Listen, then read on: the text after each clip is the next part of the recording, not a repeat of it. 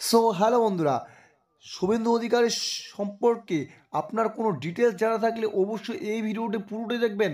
তার জন্ম, তার এখন বর্তমান নেটওয়ার্ক অর্থাৎ কত টাকা ইনকাম করেন, কত টাকার মালিক তিনি, টোটাল ডিটেলস এই ভিডিওতে আপনি পেয়ে যাবেন। শুভেন্দু অধিকারী একজন বিশিষ্ট ভারতীয় রাজনীতিবিদ, যিনি বর্তমানে পশ্চিমবঙ্গের বিধানসভার বিরোধী দলনেতা এবং নন্দীগ্রাম বিধানসভার কেন্দ্র বিধায়ক হিসাবে দায়িত্ব পালন করছেন। তিনি 15 ডিসেম্বর 1970 সালে পশ্চিমবঙ্গের পূর্ব মেদিনীপুর জেলার কাকুলিতে জন্মগ্রহণ করেন। তার পিতা শিশির অধিকারী একজন খ্যাতমান অনেক বড় মাপের রাজনীতিবিদ এবং প্রাক্তন কেন্দ্রীয় মন্ত্রী।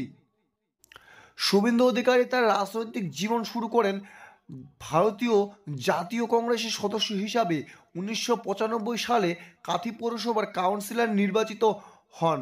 পরে তিনি তৃণমূল কংগ্রেসে যোগ দেন এবং 2006 সালে কাথি দক্ষিণ বিধানসভার কেন্দ্র থেকে বিধায়ক নির্বাচিত হয়েন।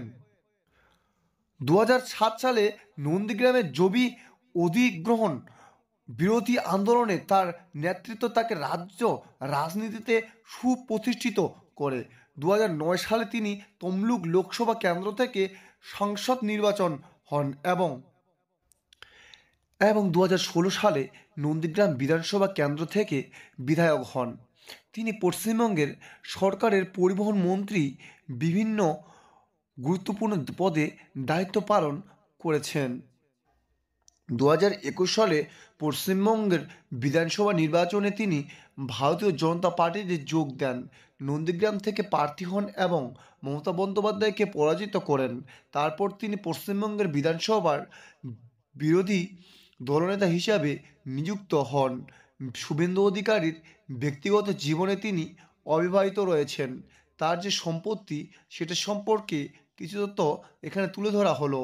তার সম্পত্তি সম্পর্কে 2021 সালের নির্বাচনে জমা দেওয়া হলফনামা অনুযায়ী তার স্থাবর অস্থাবর সম্পত্তির মোট ছিল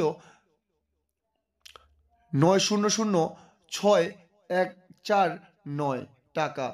2016 সালের নির্বাচনে এই পরিমাণ ছিল 62,60,742 টাকা।